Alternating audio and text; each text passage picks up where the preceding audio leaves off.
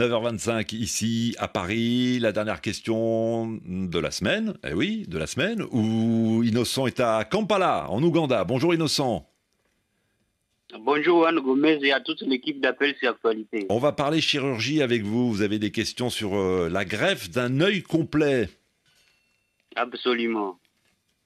Aux États-Unis, un patient a été greffé pour la première fois un œil complet. Oui. Pourquoi est-ce considéré comme une réussite alors que le patient n'a pas recouvré la vue 5 mois après? Ah, c'est une bonne question. C'est vrai qu'on a entendu les chirurgiens se féliciter de cette opération alors que 5 mois après, le patient ne voit toujours pas de cet œil qu'il a perdu. Bonjour professeur Michel Pack.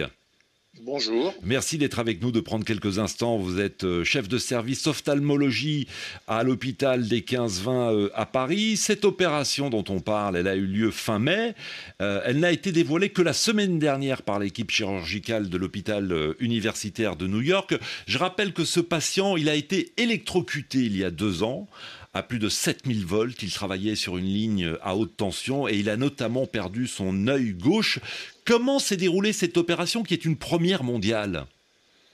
Alors, on peut imaginer qu'il a fallu recourir à des techniques extrêmement sophistiquées, en particulier de microchirurgie, parce que, pour ce qui concerne l'œil, les artères qu'il fallait suturer sont d'un diamètre environ de 100 à 200 microns. Donc, vous imaginez bien la difficulté, et ceci en plus au fond d'une cavité orbitaire assez profonde.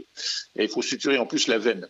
Alors, pour répondre à la question de l'éditeur, je pense que le succès est peut-être effectivement attesté par le fait que l'œil est toujours là, en quelque sorte. C'est-à-dire qu'il n'a pas nécrosé, la perfusion a repris. Mais ce n'est qu'un succès, on va dire, anatomique. Il n'y a aucune récupération visuelle qui a été observée, ce qui n'est pas très étonnant, étant donné qu'il faudrait que le nerf optique, qui est le plus gros nerf de l'organisme, se reconnecte jusqu'au cerveau pour espérer que la vision puisse revenir, ce qui est extrêmement aléatoire.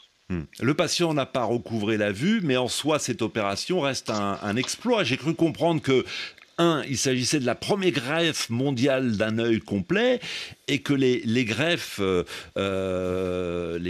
du visage, finalement, elles sont extrêmement rares. Oui, alors ça reste des chirurgies à très haut risque parce que ce sont des patients ces greffes se font sur des terrains extrêmement altérés par justement la raison pour laquelle ils ont perdu le visage, par exemple. Et pour en venir à l'œil, je pense que là, c'est un challenge supplémentaire du fait que le tissu nerveux, donc la rétine, c'est en quelque sorte un petit cerveau, ce tissu se dégrade très rapidement, beaucoup plus rapidement que ne se dégrade la peau, par exemple, après une interruption de la circulation, ce qui peut expliquer l'absence de récupération visuelle. Professeur Michel Pack, Innocent a encore une question à vous poser. Cette greffe va-t-elle durer dans le temps? Et ce type de transplantation pourrait-il être généralisé? Alors, est-ce que la greffe tiendra ? Évidemment, c'est la question que tout le monde se pose. Pour l'instant, il n'y a pas eu de rejet, professeur Pack. Voilà, pour l'instant, il n'y a aucun signe de rejet. Ils ont été raisonnables, cette équipe a été raisonnable en ne communiquant les résultats que 6 mois plus tard. Donc, les complications les plus aiguës sont passées, mais ça n'est pas à l'abri d'un rejet tardif, bien entendu. Et on peut aussi imaginer que, tout simplement, le flux sanguin ne se rétablisse pas suffisamment pour que l'œil puisse être conservé à très long terme.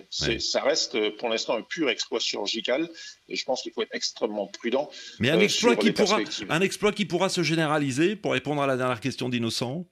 Oh, personnellement, je ne pense pas. Non, ça restera une chirurgie exceptionnelle. Et déjà, obtenir un peu de perception lumineuse sera déjà extraordinaire, mais je prends le pari que ça n'ira guère plus loin. J'espère me tromper. Bon, merci beaucoup, professeur Michel Pack, chef de service d'ophtalmologie à l'hôpital des 15-20 à Paris.